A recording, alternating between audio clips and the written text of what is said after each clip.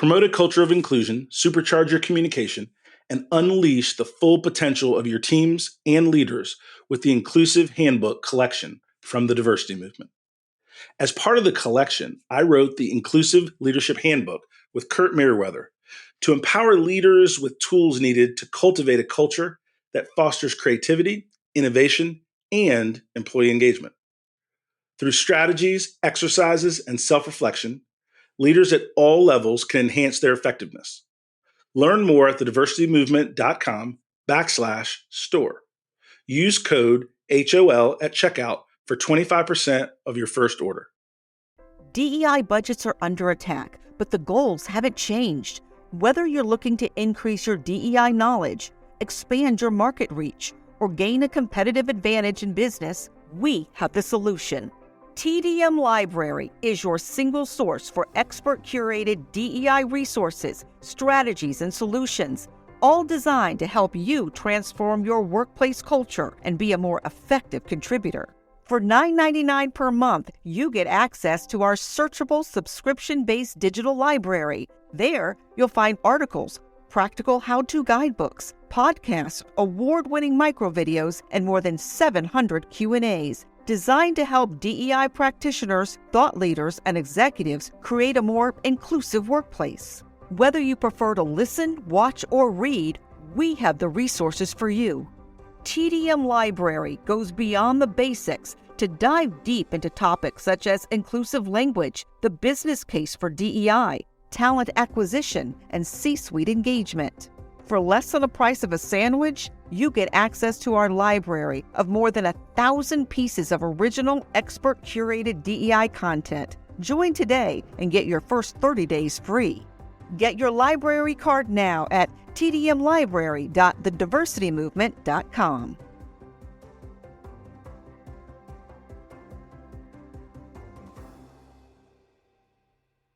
You can't stop me, nothing's gonna stand in my way. Nothing. I'm gonna fly higher. I'm gonna fly higher. Welcome to the Donald Thompson Podcast.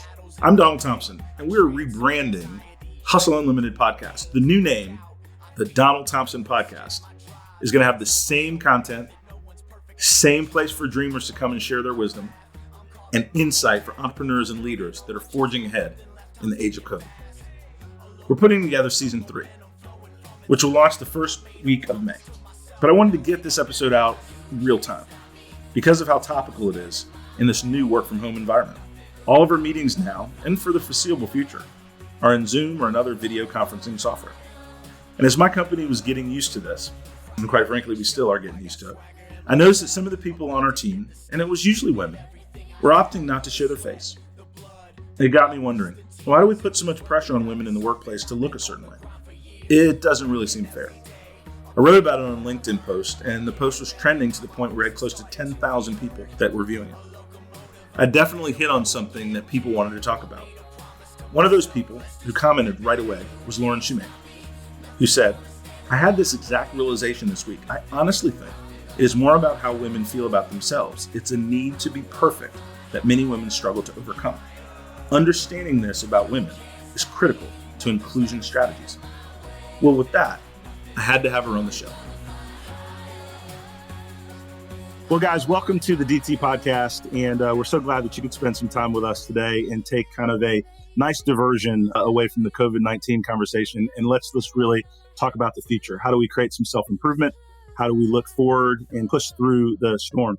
Today's guest is Loren Shumate, a highly creative, results-oriented marketing executive, leading Fortune 500 and technology brands to create brand awareness, demand generation, and the thing I love the most is brand and campaign strategies that drive measurable results.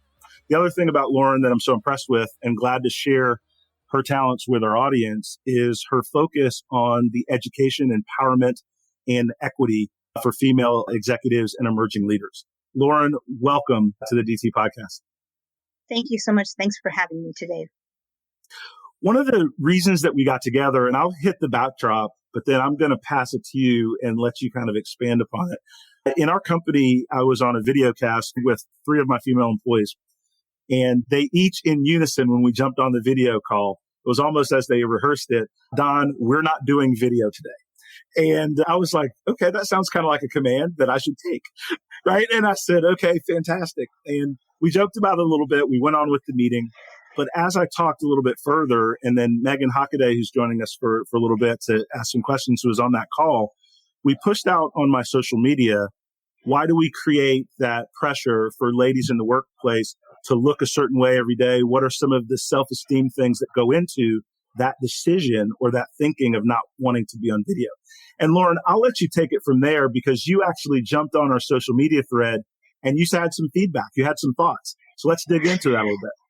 Yeah, absolutely. Well, I enjoyed the discussion because I had noticed myself from our company that myself and other women with our organization were not joining by video either. And, I'm very well read in women's issues because I do a lot of presenting and mentoring of young female professionals. And, I said, you know what? I believe that this is very deeply rooted. I think that this really stems from women trying to be perfect and having very high standards for themselves. And I believe that it starts by how we're raised. I think that little girls are told to behave and are dressed in pretty dresses, and our younger brothers are crazy and they're like, oh, he's just so crazy. And little boys grow up in the professional world to be these risk takers and don't care. And women grow up, if they get to the executive level, they grow up and are very self-conscious and saying, I don't look my best. I'm not perfect right now. I don't want, the corporate world to see me this way. And I really think that that's very much where this stems. I also thought very much about my mother. My mother and her generation is very much, she used to put lipstick on to walk to the mailbox. And being raised this model of behavior is that your beauty is equal to your self-worth. And I think that it's something that will not change unless we raise our daughters differently. One of the things, and that's powerful, right, in terms of this starting from childhood.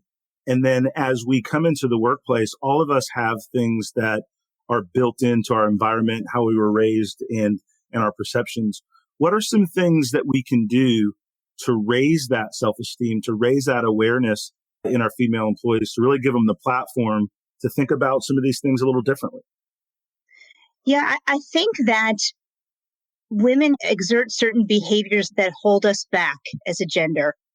And, things like, and again, it stems for how we're taught to behave when we're children.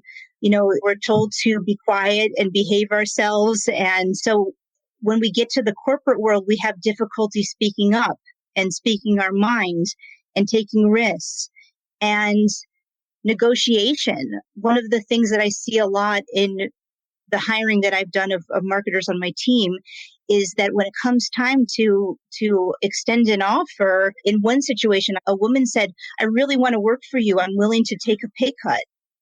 And I said, well, why would you do that? Because I know a male counterpart would never have that discussion with me. And in that situation, I knew what she was paid and gave her what I felt was her value, which I would have hoped, came from her in the first place. But these behaviors are very rampant. The other thing, too, is a lot of female professionals, they strive toward leadership, but they don't realize that they can be a leader from whatever role that they sit in. And so, going the extra mile and saying, you know what, I'm going to do something new. I'm going to take on a new project. I'm going to be a leader from where I sit is something that I don't see that enough women understand that they can do that, and that their leadership a lot of times is their own responsibility. And I don't see that men have the same behaviors that hold them back that so many women do. I think that apprehension, and I want to drill into the negotiation piece for a minute, because I see that a lot as well. And then from the same perspective in that conversation, we have the numbers that show the pay gap, right, between men and women that are doing the same job. And so a lot of times what will occur is you read this information and then it puts the full onus on the employee or employer, to make that change, when a lot of times I've found that ladies will accept the first offer. right? Yes. And so what do we do to, in that talent pipeline, to teach, to educate about some of those skills, that it's okay to ask for what you're worth? It's what are the phrases that they can use that they feel good about asking for what's next, but they don't feel like they're putting at risk the opportunity and that fear of asking for more. Yeah, I think it comes down to a lot of women don't understand or even necessarily believe their self-worth. There's a lot of sort of imposter syndrome, if you will. Mm. And there's been several studies to this degree that fascinate me. There's a study that HP Hewlett Packard did in 2014, where when they had a job posting, they found that their male employees, if they were 60% qualified, they would put their name in the hat and apply for the job. Well, they found that women employees, you won't even believe this, women employees would not put their name in the hat unless they were 100% qualified for that job posting. So what does that say? Another thing that is very rampant is if a man interviews for a job and doesn't have the skills that is being asked of him, he will say, yes, I have those skills. A woman who is interviewing, right? They'll say, yeah, oh, I've done that tons, right? A woman who is interviewing for the same job, and I've seen this so many times in how I've hired people through the years, a woman will say, no, I don't have that skill, but I'll learn. I'm a really good learner. Okay. So if you're the employer, who are you going to hire? Who are you going to hire in those situations? And so, how do we change that? We change that by telling women that I use the expression be and you'll become. One thing that women don't understand is, I've worked for many CEOs, tremendous male executives, and quite frankly, I figured out they didn't know how to do everything. They're really smart. They're really good decision makers. But I used to sit there and go, wow, I don't think I know how to do this and be scared about it. And I think so many women don't realize that if you're a good decision maker and you jump in with both feet and you be the job, you'll become that executive and that leader you want to be. And for some reason, there's a disconnect. There is a thought that, oh, that person must have so much more than me. And it stems from the need to be perfect. If they're not perfect, then there's no way they can be qualified for this job because that job needs a perfect person. And it's very unreasonable and it's very unkind. Women have a tendency to be super unkind with ourselves. There's a big problem amongst women in the topic of rumination. Rumination is when something happens and you think about it to death about how you approached it the wrong way, but you can't get it out of your mind. And men do it too, but research shows that women do it so much worse. And it really causes a lot of depression and a lot of lack of confidence. So there's a lot of confidence issues amongst women that I see a lot of and that I read a lot of articles of similar themes. So one of the things that I would like to expand on from my perspective, obviously as a male, as a business leader that works with a lot of people across the spectrum of gender and race and different things, is that component of self-esteem and self-image that we apply to work. A lot of times we'll use the phrase, it's not just business, it's personal, when the reality is everything is intensely personal that we bring to work and in terms of finding our best self. And I think the thing that I've found that I've tried to do, doesn't mean I'm there yet, but I've tried to do, is let people get comfortable with making mistakes. That doesn't mean your standards aren't high. It just means in that particular instance, you did not do 100% of what's required. In business, the goal is not perfection. It's actually your response to the agility around how do you correct problems. And that's actually the difference between the leaders anyway, because my thinking is if you're not making mistakes, then the job's too easy. It's not stretched. It's not valuable enough, right? There's already a manual for it. At the executive level, you're doing things that are uncharted. So that means try, fail, and adjust is really part of the territory.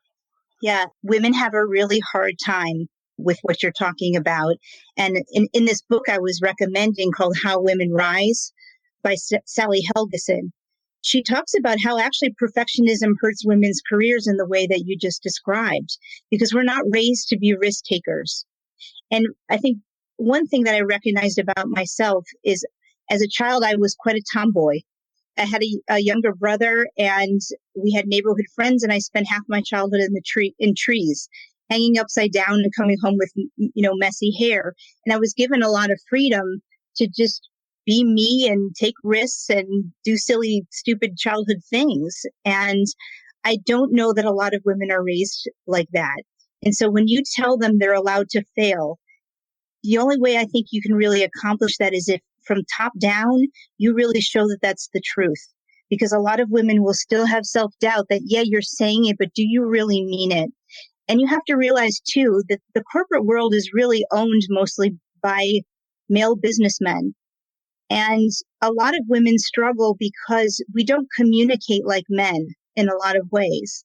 So we struggle and we put forth a lot of effort to fit in when sometimes we just want to fit. I read books by Brene Brown and other tremendous authors that talk about authenticity, but it becomes very difficult in a lot of ways for women to truly be their most authentic self when there's male biases that are the standards of the work environment that we're in. And so the problem is there's a huge disconnect between what women want, inequality, and a lack of understanding by male leadership what needs to be done to bridge that gap. And so I think there's a lot of things that if men could understand a little bit better how women communicate and the effort to fit in, that education seems to be something that I don't see enough of. I see a lot of amazing women's groups. I see women's groups popping up everywhere. It makes my heart sing to see women promoting women and that camaraderie. The problem that I see, however, is that things will not change for women unless male leaders get involved. And that needs to be with an understanding of what the issues are with women. If you knew that women are scared to speak up, or by the way, an average woman uses 20,000 words a day. An average man uses 7,000. What's the reason? The reason is because women use words to connect with each other. There's the researcher named Deborah Tannen, and she says that women communicate through intimacy and connection, yet men communicate through status and independence.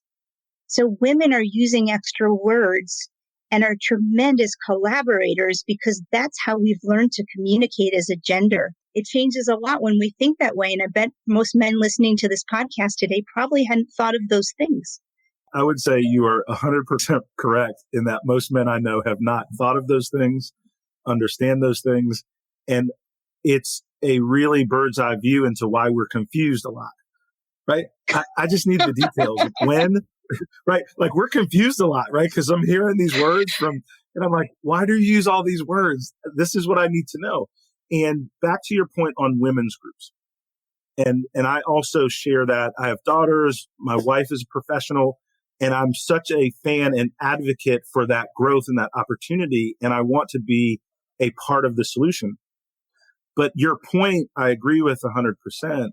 How can women help women only when the power structure is still dominated by men?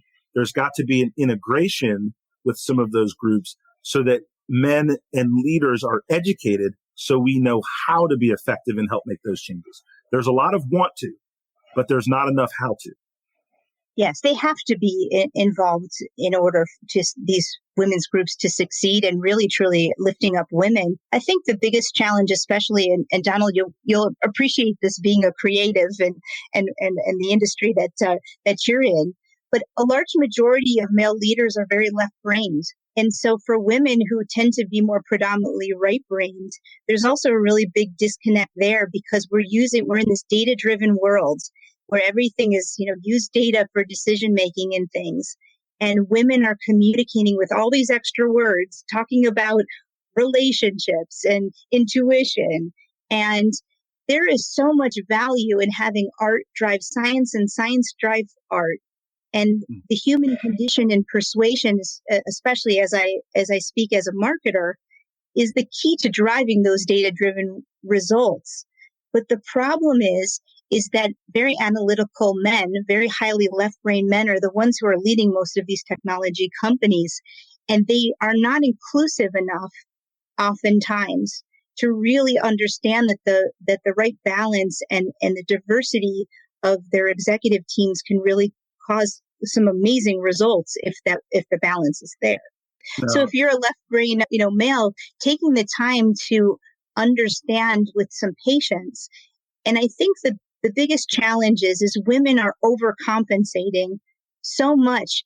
If there's a line between us, women are so far across the line to a man's world that even just for the men to come closer to the line to understand how we communicate would make such a difference in the quality of our genders. So let me flip that a little bit. I agree with you, both in my learning and education from what you're describing and the strength of research that you've quoted based on everything that you say. I'm going to ask this question knowing that you're right about that perspective. Now flip it. And what is the lady's responsibility to create that bridge with men? Because we're not going to get there by ourselves, right? Because we're not reading the same books necessarily. We're not going to the same workshops. How do we help and encourage men little by little to get there? That is a challenge. That is such a good question. It really is, because we're having these women's groups, but there's only so many female leaders that are at the top to rise up these women. So we need to insist, like women have approached me with my company for us to start a women's group. And so I went to my fellow executive team, members, and I said to the men that it's very critical that they participate, that for us to do it and to do it successfully. And there's actually research that shows that 70% of these women's groups succeed because of male participation. So we've got to figure out what that looks like. So that's my first answer, is that we've got to educate. We just do. The other thing is that it's just women need to speak up. So if we have more and more conversations, but I don't think the story is any different for people of color and the whole diversity and inclusion story in itself. There needs to be an awareness and an education and an effort. And it starts from the top. And everything starts from the top and trickles down. And that's where change happens. That is fantastic. Megan, I want to give you a little space to see if you have any questions, and you were part of the genesis of this conversation. And so I'm open to thoughts that you have or any questions you'd like to ask Loren. I think what you said was really interesting, and what I've been thinking about the past 5 minutes or so, that thing about women using more words than men, especially because a huge part of my job is writing. And something that I've done in my own journey toward not wanting to be a passive person specifically is removing any passive language from my writing. I've also read studies about the nuances of words women use, even in emails, like the likelihood of women to use the word just. And I feel like we're using all these words, yes, because we want to communicate, but also I wonder how much of it is that we're taught that we need to explain or rationalize our thought process more than men, or we're taught that we need to have more of a concrete understanding of XYZ because we've been questioned or doubted more. Yeah, so I can't remember any specific studies, but I will tell you that a lot of themes in books that I have read in articles, because I'm constantly reading because this topic is fascinating, is that women will work extra hard in order to just justify their being. And I think, first of all, that causes a lot of pressure, on women. But I think that it's just very rampant, that way. I'm trying to think if there's any other, it's interesting. I was a sales rep for 13 years, and it was always interesting enough. The female salespeople were always at the top. As much as I read about how competitive that men are in a sales capacity, as women, we're just so naturally consultative and caring. And at the end of the day, sales is about caring. And so we use such a natural superpower, to excel. So, I think about those natural abilities that we have and how they translate. But I do think we often are very overcompensating. I also think that often we get very defensive, or we are interpreted as defensive. There's also a reason for that. I think things that I've read is that men are more comfortable as an emotion in anger. It's more acceptable for men to be angry. And women tend to use emotions like, aggression, or emotions like being upset. Because if you think about, again, back to how we're brought up, that crazy little boy, he's just, screaming. That little girl, she's a crybaby. She's going to cry. And so a lot of those behaviors from when we were little come up in, it's funny, I bought some of my colleagues a necklace. It says, I cry at work. I laugh so hard because through my career, I've cried at work plenty of times myself. It's just kind of part of who we are as women. We have emotions, and that's how we were taught to express them when we were little. So how can we change ourselves completely and truly be authentic to the corporate world? It's just not realistic. One of the things that I'm appreciative of this conversation, the authenticity, the candor, but even more important or weaving into all those things is the calmness of what you're describing this information to me. And so a point of feedback that I will share with you is that as a learner, I like to be educated, but being critiqued is hard, just like it is for anyone else. And so if as a male leader, I'm being critiqued, that I'm not doing something in a certain way, everyone has a natural defense mechanism up. But if you're teaching me how to move something forward and how I can get more value, I can raise up female leaders, my mind is open. And that's the temperament and the tone that I hear from you. And I think that is something that is good for all of us when we're teaching others. One of the things I want to pivot to, you mentioned a couple of books kind of interweaved in your talk. What are some of the books, podcasts that you think are must-haves for men to read to get a better view and visibility into the eyesight, into the lens, into the thought process of building and growing female leaders? Yeah, there's two in particular that I love. The first is a book that just came out, I think, in the last year that's called Dare to Lead. It's by Brené Brown. Brené Brown is a social scientist. She is a scientist researching about shame. And shame is an emotion that comes out of perfection. She does a lot of studies about imperfection, and she has a TED Talk. She has several books. One of my favorite books of hers personally that I don't know if men would associate as much is called The Gifts of Imperfection. That was pretty game-changing for me to read because I realized I was trying so hard to be perfect, and if I just embraced my clumsiness, I would really be a more authentic person. So Dare to Lead by Brené Brown is one I would recommend. The other that I was talking about, How Women Rise, even though it's got women in the title. You know, the book, What Got You Here Won't Get You There. It's about behaviors that women are exhibiting that are holding them back, and it's based on research. So those are my favorite that would really speak to men. There is, for women, Lean In by Sheryl Sandberg of Facebook is oldie but goodie. She was one of the pioneers to write these things. I think Harvard Business Review has some tremendous papers that talk to the subject a lot. So those really, and there's tons.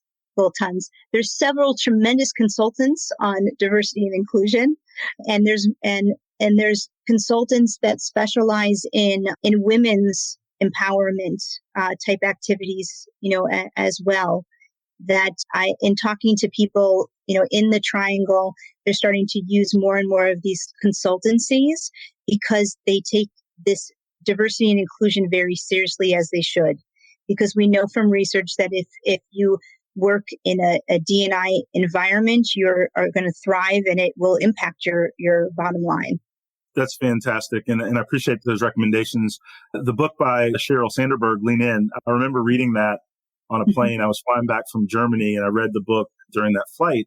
And I was sitting next to a leader at a firm, ABB, that actually was in organizational change. And so a couple of hours into the flight, she said, I'm super curious. Don't take this odd.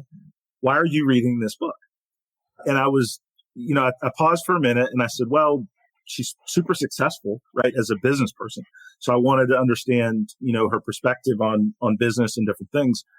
But it was one of the only ways I could get a deeper understanding of some of the issues that were facing female executives and women that we were growing, because I don't have that experience, but at least I could be more aware. And one of the specific items in that book that has stuck with me is she recounts her negotiation on her pay package with Mark Zuckerberg. And that she actually took, even after her MBA, even after all her experience in government and business, she took the first offer and went home and told her husband and her brother, and they were like, what are you talking about? And she went back and renegotiated by saying, listen, the first offer is fair. I'm very appreciative of everything that you did. But if I didn't make you sharpen your pencil and do a little bit better, then how would I ever be able to negotiate on your behalf? And he raised the offer another like 15%. Right? That's but amazing. It was a great, I'll never forget that example, right? That was in that book, but she phrased it in a way that befit her personality, but she still asked the question. Yes. I love that. I remember that too. It's great. So as we wind our time together, what would you like to share that I haven't asked? Sure. There's another layer of dimension to me as a professional in that my family is from Argentina. And I was born in Spain, and I grew up in a bilingual home. The majority of my life I spent in the States, but all of my family from Argentina, all my immediate family was in the States, and a very big part of my life growing up. So in addition to being a woman in business, I'm a Hispanic woman in business. And I'll tell you, it took me a very long time to own that. People would say, you don't look Hispanic, like Hispanic looks like something. Latin America makes up, 33 countries, and we look like lots of different people. If anything, it's helped me to eavesdrop in Spanish a great deal. But the reason why I didn't own it is I was such a Latino American. But then I figured if J-Lo could own being Hispanic, I certainly could, being born in Spain and coming from an Argentinian family. And so one day I had this tremendous epiphany. I said, oh my gosh, I communicate like a Hispanic person. I am passionate. I am loud. I am emotional. I am loyal. I love children, and family is my most important thing in my life. And I love to dance and hug people. I am so Hispanic, it's not even funny. The other thing I noticed, and a friend told me a term that I had never heard about before, and it's called code switching. And I don't know if you've heard this term before. I think it's one of those words that through modern times have maybe changed in definition some. I think it was originally used for people who, speak Spanglish, that they, might go back and forth between languages depending on who the audience is. But code switching has been used really as a description for people of color, where I didn't realize I was code switching, but then one day I realized I really was. That I could be with my Latino friends or my family and be loud and gregarious and passionate and dance around.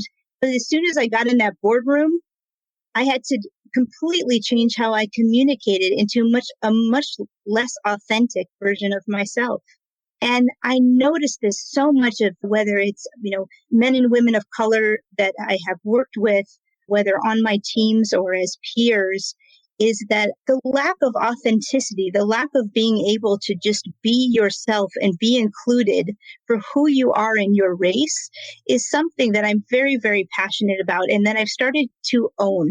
What's interesting for me is that now I'm really, truly taking ownership of being a Hispanic woman, where I've been on several panels or had speaking engagements at women's conferences. And I will have women who approach me after I speak and they said, you know what? You're like me. Like, this is amazing. Like, I don't see women like me on stage. And you don't know how much it's meant to me that a Hispanic woman is on stage. Very emotional, to me.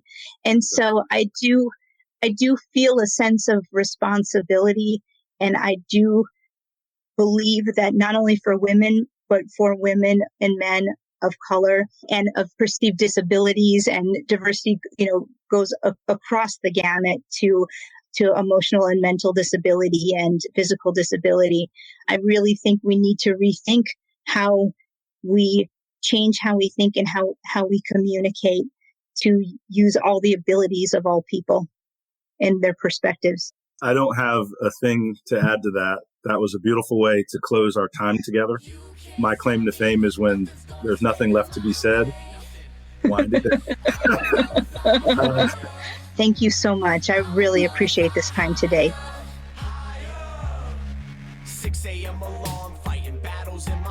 That was Loren Shumate, VP of Marketing at OneSource.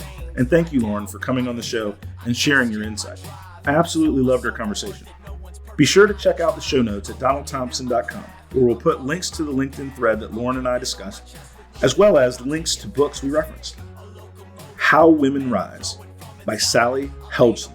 Lean In by Sheryl Sandberg. What Got You Here Won't Get You There by Marshall Goldsmith. And then both Dare to Lead and The Gifts of Imperfection by Brene Brown. Thanks for tuning in, everyone, and be sure to subscribe to this podcast so that when we release the rest of the season, starting in early May, you'll be the first to know. This episode was edited and produced by Earphones. If you're interested in full-service podcast production for your business or your personal journey, head on over to earphones.com.